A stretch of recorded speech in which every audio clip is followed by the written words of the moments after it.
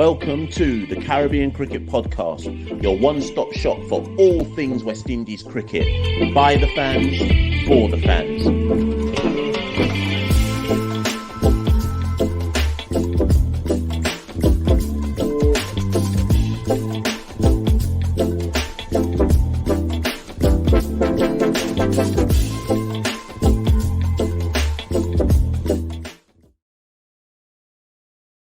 Yes, ladies and gentlemen, welcome back to another episode of the Caribbean Cricket Podcast. I'm on half the Caribbean Cricket Podcast, Machel and Santokie, and with me as ever is my partner in crime, Santokie Nagilendran. Santokie, how you doing? Yeah, all good, Mash. We started 2024 with a bang, you know. I swear this is like the third episode we've recorded this week. The hustle never stops in West Indies cricket. As we're preparing, you know, West Indies are currently playing a warm-up game over in Australia against Cricket Australia 11, building up for the big test series next week. But amidst all of that, Mash, last night, the press release dropped. The white ball squads have been named 15-man respective squads for the ODI and T20 series against Australia taking place in a few weeks. So we're here, as always, to break it down, dissect it. Who's missed out? Who should have been included? Any controversial selections? We're here to analyse both squads for everyone tuning in. So, Mash, we've got the T20s and the ODI squad. I guess with the T20 World Cup coming up, we should start with the T20 squad. So a 15-man T20 squad has been named.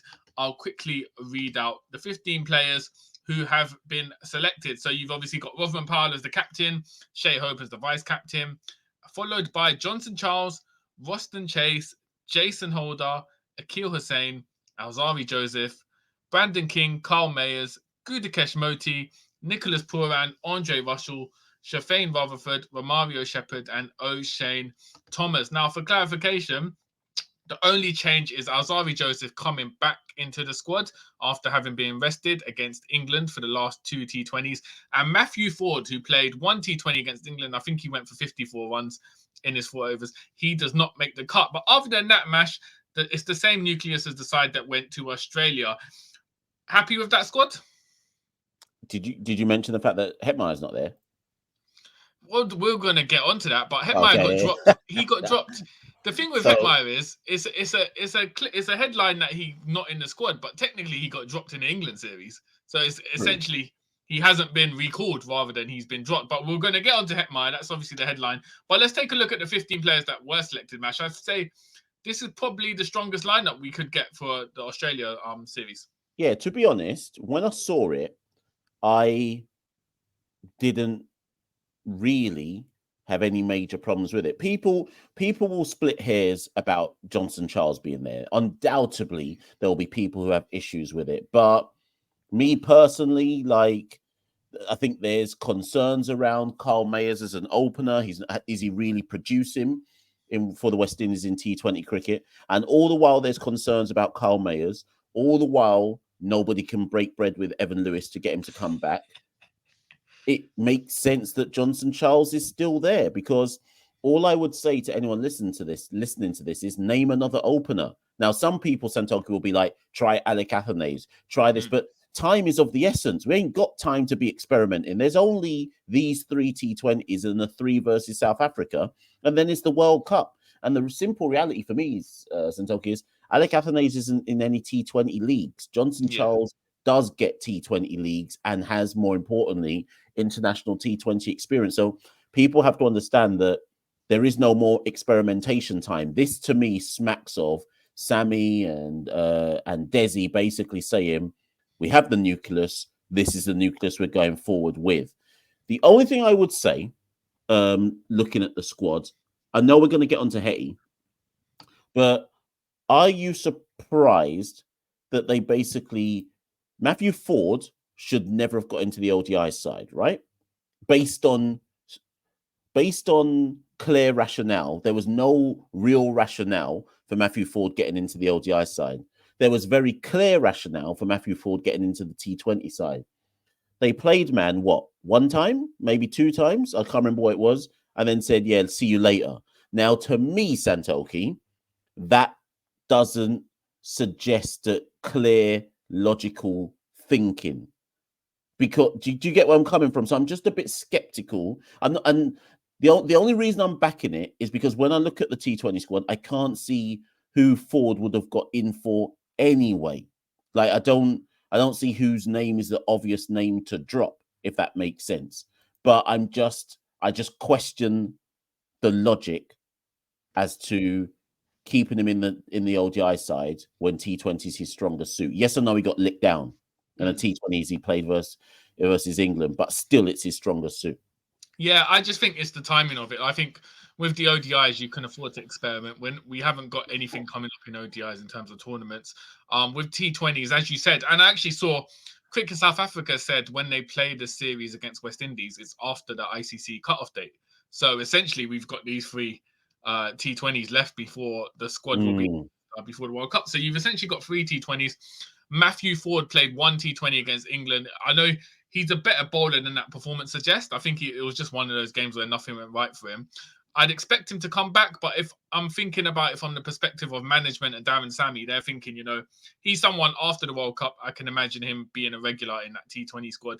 But with time being so near to the World Cup and the importance of it, I just think they figured he's not in the plan, so there's no point picking him for the Australia's T20 series. Whereas with the ODIs, it's all about kind of working that 4-year plan. So he obviously fits into that. So I see that as a difference.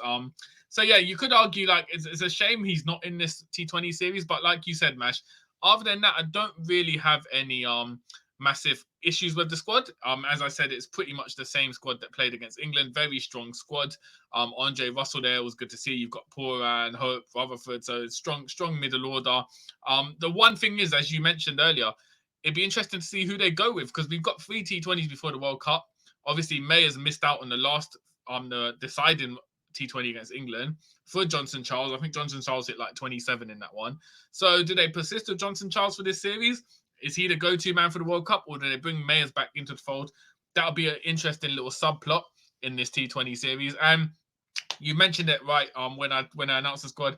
Shimron Hetmyer, he's not been picked for either squad, ODI or T20 squad. Now, this is interesting, Mash, because we talked about it before, and we said because of the potential of Hetmyer, we couldn't see West Indies dropping him because it might mean that he'll never want to commit to West Indies again. But they've gone ahead and done that. They've made the big call. He's out in the wilderness in terms of international action. I mean, it's justified, Mash, but were you surprised to not see him a part of the T20 squad specifically? The ODI one, I can imagine, because of no context, could imagine if he wasn't playing in that one. But T20, this essentially rules him out of playing for the World Cup for West Indies. First things first, good. I'm glad he's not there. And do you know what? I hope this gets to Shimron. And I've done so many videos, I've said so many things about Shimron Hetmyer that I genuinely hope that this gets to him. And I genuinely hope he pays very close attention to what I'm saying.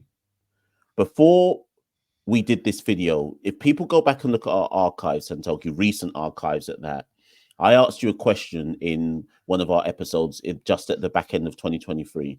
I said to you, do you think Shimron Hetmyer will get on a plane to Australia? You said no. It's a year since Shimron made up a lie to not go to the World Cup in 2022.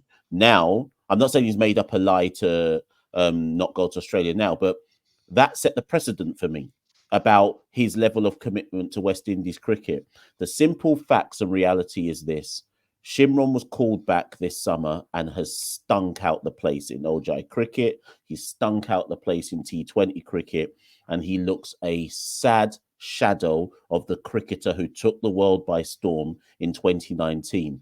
The facts are that since 2019, or since the kind of onset of the pandemic, in the pandemic, out the pandemic, all the way now to 2024, Shimron has done nothing in West Indies colours that demand he be picked. Arguably, he's done nothing in domestic cricket that really demand that he be picked.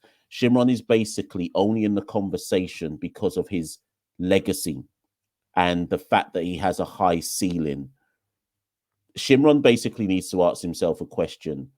If he wants to be a cricketer that, so what, he's 27 now. If he wants to be a cricketer that 5-6 years from now, he can say, my bank balance is fat and I made loads of money on the T20 circuit, then life is good. if he wants to be a cricketer where West Indian fans outside of Guyana, because it's only, let's be honest, Santokie, it's only Guyanese now who still have Shimron Hetmyer's back. I think outside of Guyana, most of us have just given up and just said, you know what, he's a waste. He's never going to fulfill his potential vis-a-vis West Indies cricket. If that doesn't matter to Shimron Hetmyer, so be it. I'm getting very close to the point where I just say, you know what, forget him, man. Forget him. Forget him. I know obviously there's issues around is there even going to be a point to West Indies cricket vis-a-vis Test cricket, ODIs going forward? Is it only T20s? But even if West Indies cricket only survives as a T20 entity, he ain't giving us anything in that. So never mind debates about the importance or lack thereof of Test cricket. Never mind ODI cricket. He's not even showing us anything in T20 cricket. And if he can't even show us anything in that, you know what? Forget him and start looking at some other youth man. Because at what point do we collectively, as a cricketing fan base, say, you know what? You ain't justifying the hype. You ain't justifying the hype. You're not a main eventer. You've shown that you don't belong in the main event, and we need to stop talking about him like he is a main eventer. And I'll say this one last thing: those people who are close to Shimron and Shimron actually listens to, look at his circle. Look at his circle, and Shimron himself needs to look at his circle and say, are people genuinely wanting the best for me? And I'll leave it at that. Yeah, and to just expand on what you were saying, I don't even think there's much Guyanese, based on what I know, there's not much Guyanese support for Hetmyer anymore, partly because there's so many Guyanese players around the West Indies formats now. You got Moti, Shepherd, now you got Imlak, Tejnarayan Chanderpaul, Shafane Rutherford. So I just feel like even with Guyana, I actually think, Mash, because a lot of the headlines coming out from the international media today were Hetmyer not in the squad. I actually think it's primarily an Indian audience that cares at this point because of his success in the IPL. Because of his success in the IPL, there's this whole thing about, well, if he's performing in a pinnacle T20 tournament in the IPL, why is he not getting picked for, the lowly West Indies? So I actually don't, I think within the region, including Guyana, I don't think there's much sympathy for Hetmyer because, like you said, he's been given an opportunity. He hasn't run with it. And it's probably a time for self-reflection for him. Just one last thing on the T20 squad. Evan Lewis, obviously, a few people were asking us about why is he not in the squad. He hasn't played T20 cricket since the CPL, not in any franchise tournaments at the moment, as far as I'm aware. Not really sure what's going on with him, like sort of and his cricket at the moment. So it wasn't a surprise to see him. It's a disappointment because Evan Lewis at his peak, or what we know him as, would have filled into that opening slot with Brandon King perfectly. But it is what it is. We're not going to see Evan Lewis anytime soon, at least before the World Cup for West Indies. So we move on, Mash, and persevere with the 15-man squad. But strong squad, and I'm looking forward to see how they perform in Australia. Now we're going to move on, Mash, to the ODI squad. Now this one has a few more talking points, and a lot of it is driven by circumstances, but I'll just read out the 15-man squad for the ODI squad. So you've got Hope as the captain, Alzari as the vice captain, he remains, Alec Afanase, Teddy Bishop gets a maiden ODI or maiden West Indies call-up, Casey Carty, Roston Chase, Matthew Ford, Justin Greaves gets picked after missing out on the England series due to injury, Kavem Hodge makes a return to the West Indies squad. I think he played a few ODI. I think he played in that Bangladesh series, the COVID one or something like that. But he's played in the ODIs before. Tevin Imlak gets a maiden ODI call up. Gudakesh Moti, Kayorn Otley, Romario Shepherd, O'Shane Thomas, and Hayden Walsh Jr. makes a return to the setup as well. Now we're gonna go with the headline for that squad match. 20-year-old Teddy Bishop from Grenada. I mean, he had a decent Super 50 for West Indies Academy, but still, Mash, a big surprise for him to get a call up for the ODI squad. Teddy Bishop has no business being in any West Indies ODI team. Absolutely no business. Like, no, you know what? We just need to start calling things as we see it, Teddy Bishop could well turn out to be an excellent player for the West Indies in the future. But are we realistically saying that a 20-year-old, how many games did he play for the academy? 15, 16? Yeah, Something like that? He played for West Indies A against Bangladesh, and I think he's played like 15 on top of that for the academy. Right. Oh, and the thing is, people always get it wrong when they watch these videos and they write in the comments and they say stuff like, "You lot are so negative." Like the people who write that, you lot are dunce because you're not actually listening. You're not actually listening to the points that are being made here. This isn't a personal attack on Teddy Bishop. Teddy Bishop may well turn out to be a good international player. But does anybody in the Caribbean who's a proper cricket head realistically believe that at 20 years old, he should be in a West Indies international senior side? Senior. My man's not even done 2 seasons of dominating domestic cricket. We're so down bad in West Indies cricket that all you have to do is have 2 or 3 good innings with the bat or take 2 or 3 fourthers and you're just straight into West Indies team. You don't even have to have consistency. You just have to have done something and people immediately rally round you and say, yeah, his time now. And I get it. And now the counter argument, Santokie, because I'll be balanced. The counter argument clearly is that 3, 4, 5, 6, 7. Teddy Bishop was the 7th highest run scorer in the recently completed Super 50 earlier this year, right? So he scored 243 runs at 61 with 2 not outs at a strike rate of 99. Okay, so I get it. People will say, "Nah, Mash, what else do you want him to do? Like he's shown in Super 50 that he should be given a chance to be with the senior side." Okay, cool. You know, we played Island Emerging team, right? In that academy series against Island Emerging team. If Teddy Bishop was a real gunslinger, right? If he was a real gunman and he was ready for this level, he would have mashed up Island Emerging team in every single innings, right? Against Island Emerging team in their List A games, Teddy Bishop scored 5, 7, and 32 not out, right? In the first class matches, he scored a 90, 16, and 46. Listen to what I'm saying carefully, people. I'm not saying Teddy Bishop doesn't have potential. I'm just saying, why are we rushing people? Here's what's going to happen next, Santokie.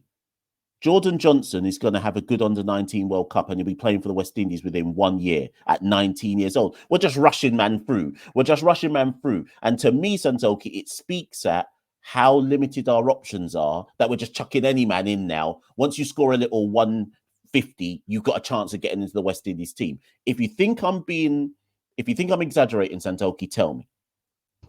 No, I don't. It's for me, it's also premature to see Bishop. I was surprised to see Bishop. It makes sense in the context of the circumstances of certain players being unavailable. For those unfamiliar with Bishop, he batted at 4 or 5 for the academy.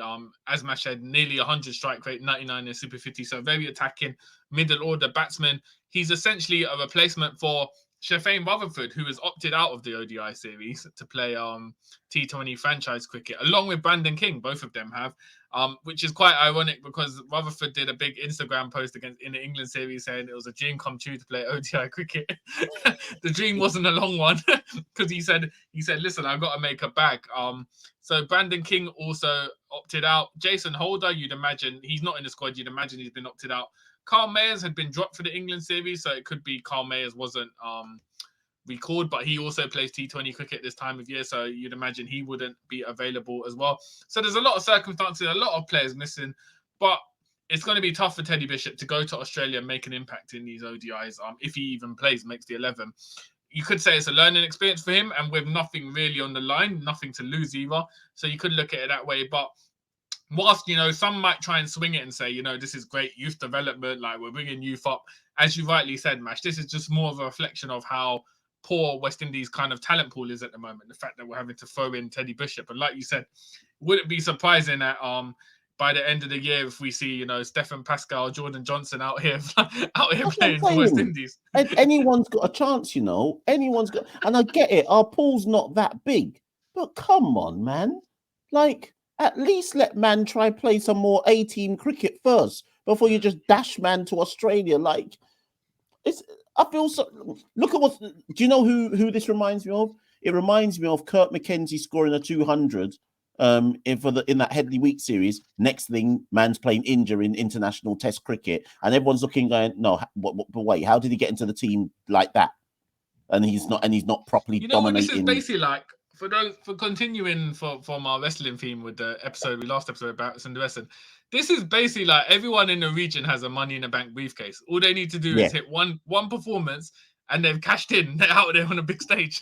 literally what it is. You just need to take your one shot. So Mash, onto the other person getting a maiden call up. Again, this surprised me. And now, whilst Teddy Bishop, obviously, he performed well in Super 50, as you said, is his first season.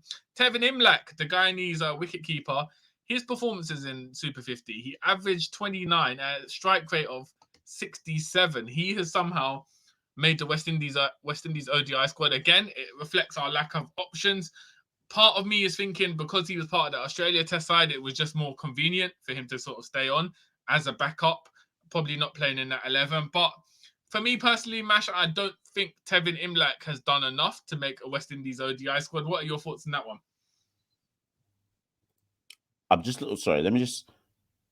I'm hoping, you know what, the way they're going to argue it is I swear Teddy Bishop wicket keeps. Am I making it up in my head? I swear Teddy Bishop can be a wicket. Anyways, whatever. The way they're gonna justify it is they're gonna say he's there as a backup wicketkeeper in case Shea Holt breaks down.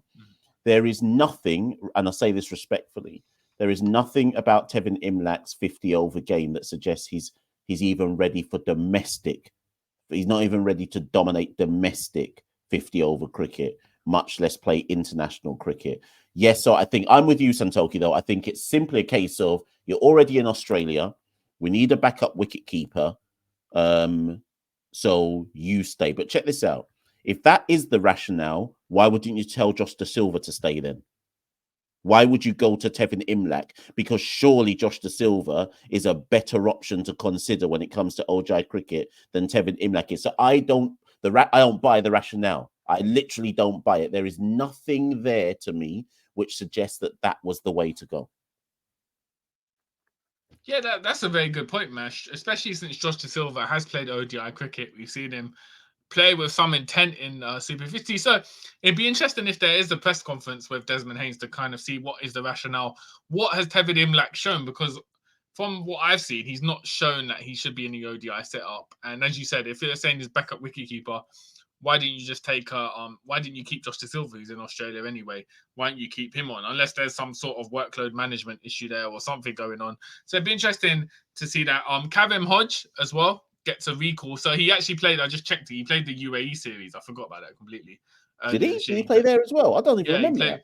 So he's only played 3 ODIs, and those were in UAE series in June. Oh, I didn't even remember that, So I'm trying to see where he came in Super 50 or what his performances were in Super 50. But Kavem Hodge, he's an attacking sort of player, has that all round capabilities. But again, Mash, he's someone left field. He wouldn't have come to mind initially, thinking of players in and around the setup for 50 over the ODI cricket. So again, it kind of highlights our lack of depth at the moment. The fact that Kavem Hodge has seemingly come out of nowhere to get into the ODI squad. Hold on, Santokie. This was his Super 50.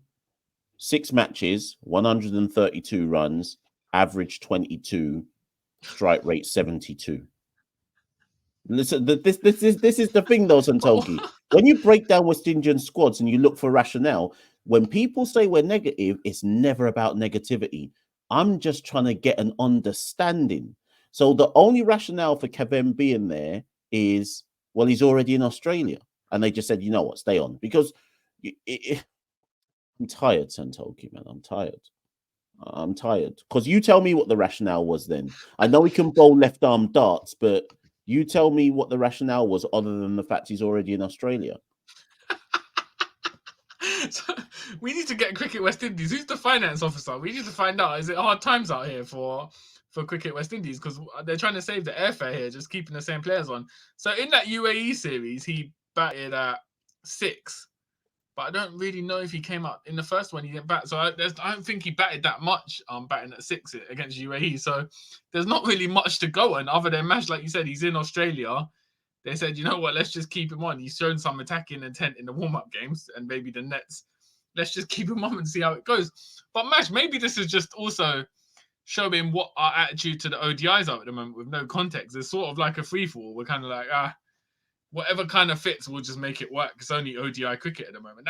That's kind of the impression, because I'm sure there will be. I would love for someone in the comments to try and justify why Imlak and Hodge have made the ODI squad.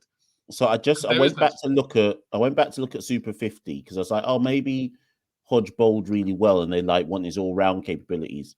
So in the 6 matches, he bowled 40 overs and took 2 wickets at 174. Sorry, it was 100. 2 wickets at 87 apiece. So even if they tried to say to me, well, it's because of Super 50 performances, no, it's not. If it's based on performances when he made his debut versus UAE, no, it's not. So don't get me wrong, Kavem is a good player, right? But they can't tell me, they wouldn't be able to tell us what the clear rationale was for why Kavem is being picked.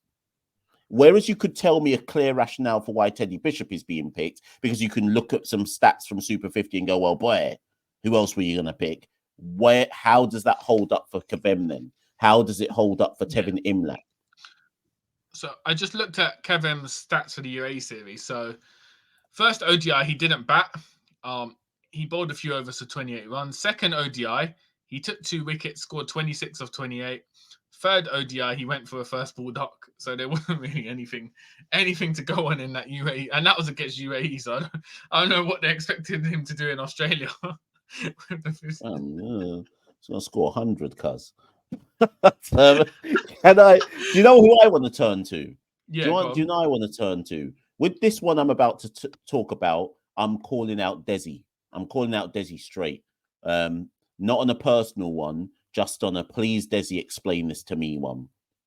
You see, when the ODI squad was selected for England, right? If we just go back a couple of weeks, a month or so, Santokie, do you remember, and does everyone remember, that they said youth man policy? Do you remember that?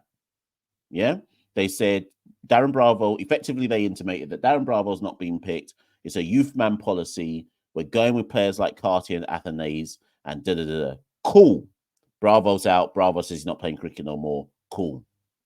Then everyone said at the time, why is Kieran Otley there, though? He's the same age as Darren Bravo. How comes youth man policy don't extend to Kieran Otley, right? And they said, and people tried to rationalize it and say, yeah, but Justin Graves was injured. They needed an opener. We said bullshit, but we said, cool, let's just accept it.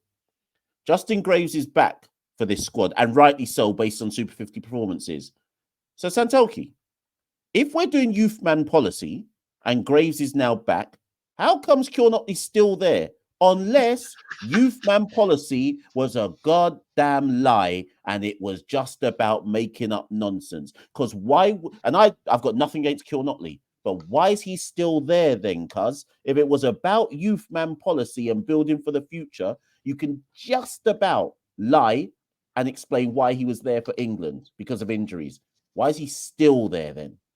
Tell me, Santokie, tell me in the context of youth ban policy why Kieran Otley is still there. So the only thing the thing I think that will be rationalised is because Brandon King's not playing, Justin Greaves goes in, rather than Justin Greaves being the backup opener, he goes in as the opener, opening with Athanase. So in that sense, the justification could be that Otley still retains his place as the backup opener. No, but we're building for 2027. That's what Desi said. Desi said we're building for 2027, cuz. What is 35-year-old Otley doing there, cuz? Man said we're building for 2027. Come on. And this is why when people buy the bullshit, I'm like, nah, man. Come on, man.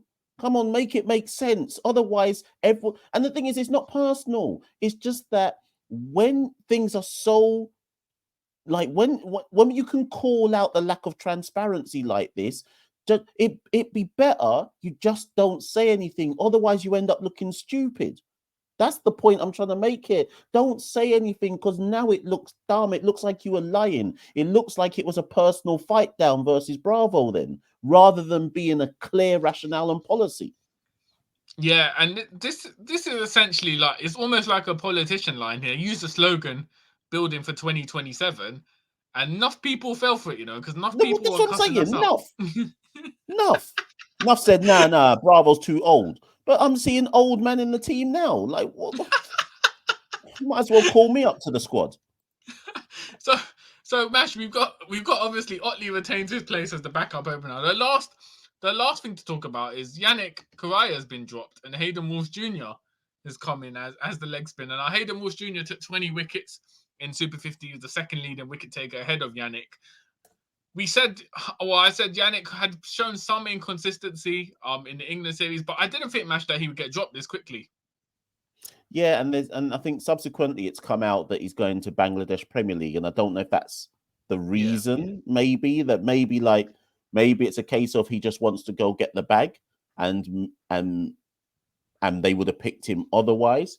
But then at the same time, I don't mind Hayden being picked because technically Hayden, not by much, but technically he outbowled Yannick in Super 50. Yeah. And Desi, in fairness to Desi did say that they kept Hayden in the camp in preparation for the England series. So it's hard to tell if it's Correa being dropped and then he's gone to BPL, or if it's Correa wants to go to BPL, or if it's we think Hayden Walsh might be better than you. We want to have a look at him. Like, it's because they've not made that clear. We're just speculating out here. Yeah, it's true. It's hard to know whether Correa knew he wasn't getting picked, so he got the deal, or whatever's gone on there. But like you said, Mash, I think Hayden Walsh deserves an opportunity based on Super 50. So it'd be interesting to see if he capitalizes on his opportunities. I would say, however, Australia a very tough place for a leg spinner to go, especially Hayden Walsh, who hasn't played international cricket for a while. So it will be a challenge if he makes the 11, but hopefully he goes well. And I think, Mash, whereas with the T20s, I'm looking forward to an interesting contest. The ODIs, realistically, bearing the fact that it's in Australia have picked a very strong squad. We're looking at a 3-0 here, Mash, in the ODIs, realistically, unless we can pull off a surprise win. But realistically, with the squad we picked, it's very hard to envision how we're going to be competitive against this Australian side. Yeah, I'm looking at the team right now, and I don't even know what the team could like. Obviously, we'll do an episode in at some point in time. But as I look at the team right now, I couldn't even tell you what the team will look like. You know, them ones where you're just like, wait a minute, like, who's even in our top 6? Like, and even more so than before, you're looking at it going, well, boy, Shea Hope, you better just try score some runs. Like, did you know what I mean? Like, you're asking a lot of Hope. Where's the experience? You're asking a lot, but Hope's the only experience back there. You're basically but look at it, Santokie. You're basically saying to Shea Hope, you must score, and then you're just hoping that Alec, Casey Carty, Graves, because he'll open Justin Graves. You're asking a lot of inexperienced players to have to step up in a way that they've not previously been able to step up. And when I say step up, for those who question, because some people will hear that and think and be like, no, they scored a 60. I mean, like, score a century. Like, if you add up all of those ODI players in there, how many? I think if you take Shea Hope out of that squad, I don't think there's anyone with a century in international ODI cricket. And then we're going to Australia, of all places, the world champions. Okay, yeah, we got this. We got this one, Santokie. We got this. 3-0 to West Indies pending. Last topic, Mash, interesting one, because we mentioned on the previous podcast that Jason Holder doesn't have a right to walk back into the England Test series. Obviously, with these ODIs, Brandon King, Jason Holder, Shafane Rutherford have all turned it down for T20 cricket. So, from your perspective, is it the same applicable as in Brandon King, Shafane Rutherford shouldn't walk back into the ODI squad? What's your perspective on how things have turned out? I think it's far more likely. Even, do you know what? To show you how down bad this could be, the ODI team could get beaten worse than the Test team does. Oh my! Do you see what I mean? So it's someone like a Brandon King and a Shafane Rutherford simply walk back in based on the level of the defeat. Do you see what I mean? And before anyone says, "Oh, you lot are just giving up already," yeah, we may win a match, but the chances are, based on probabilities, that it'll be 3-0 to Australia, right? So it's not about whether we lose; it's about. So remember when we went to Bangladesh, right? Here's an example, Santokie. Actually, this is a perfect example. When we went to Bangladesh for that pandemic series, although we won the test 2-0, do you remember that the ODIs with Bangladesh just destroyed us in every single ODI? I don't think we made more than like 160 in any innings. Rovman was the only person that scored any runs and everybody else faltered. If it's like that, nobody's keeping their place, really. Do you see? Or everybody's place is at risk because it's about the level of defeat rather than the defeat itself.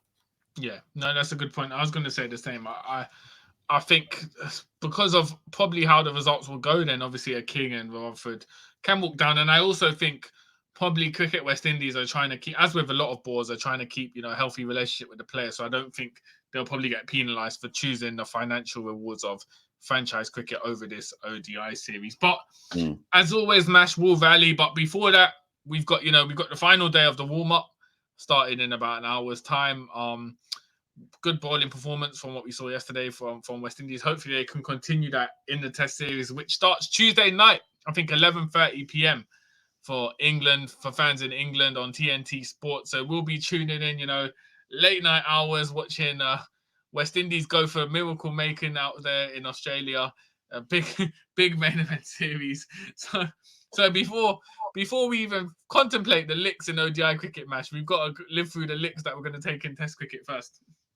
Listen, Jeffrey Dujon said lambs to the slaughter, Man said lambs to the slaughter. No, do you know what though? And I don't say this based on the warm-up game. I think nobody will mind the West Indies losing 2-0 to Australia if there are 2 or 3 individual stand-up performances. So, like last time we went back into 2022, we all came away from there going, well, at least Tej Chanderpaul has shown that he can be a test match opener. So I'm just hoping that we can come away from this series where we have another player or at least one player, hopefully 2, where we can go, at least XYZ has shown that he might belong at this level. And I'd take that as a positive. I would take that as a positive. So whether it's Shamar Joseph, whether it's Kavem Hodge, whoever, as long as we can take away at least 2 individual performances and say, okay, you've laid a claim to be someone we can invest in. Yeah, and you know what? It's interesting you drew parallels with the Bangladesh series earlier, a few minutes ago. Similar to, remember when we were playing the test series against Bangladesh, we got licked in the ODIs and we were thinking, you know what, we're going to take licks 2-0. Mayers, Bonner, they all stepped up because essentially they came with the mentality like, this is our opportunity, we've got nothing to lose. We've kind of seen that with Justin Greaves and Kavem Hodge in the warm-ups, played very attacking cricket and runs. So hopefully if them and Shamar Joseph, they're not carrying the burden of taking licks last year in Australia. So they're coming almost with a fresh approach. So that could work in our favour. I'm still expecting us to lose 2-0. But if, as you said, Mash, if we can be competitive and see some standout performances, then I'll take that because that's realistically what we can expect from West Indies fans. And as you said, people will put in the comments, we're being negative, but we're just being realistic based on the amount of cricket we watch and kind of what West Indies are at the moment. So it is what it is. As always, though, we'll rally, we'll get behind them, and you never know what happens in cricket. Never a dull day. So who knows what's going to happen next week, but we look forward to it. And thank you, everyone, for tuning in. Again, like, comment, subscribe. We enjoy the comments, even the cuss outs. So keep them coming. And Mash, I'll pass the final word over to you. Listen, all I'll say is this, people. If you ever think that Caribbean Cricket Podcasts aren't serious about West Indies cricket, just know that on day 1 and day 2 of this warm-up game versus Cricket Australia 11, Santokie was out here risking his marriage to watch these men play at 1 a.m. in the morning in England. So never ever doubt that Caribbean Cricket Podcasts will rally at all times. Fam, you know what's the mad thing, yeah? Bro, it was like 1 a.m. and the commentator in the warm-up match, I don't know if it was an Australian guy, literally was even said one of the first things I caught him saying was, what is the motivation for most of these players? There's nothing at stake in this warm-up match. It's not even a first-class match. He said, even if they score, it's not going to go in any records. Like, it doesn't matter. and there's you risking it all to watch them, you know. Hunched over a laptop in the middle of the night, you know, on that stream. Listen, ladies and gentlemen, we've been Machel and Santokie Nagilendran, the Caribbean Cricket Podcast. Like, share, subscribe. Keep locked in. The content never stops. See you soon. We rule the cricket world. Now the rule seems coming. Welcome to the Caribbean Cricket Podcast, your one-stop shop for all things West Indies cricket. By the fans, for the fans.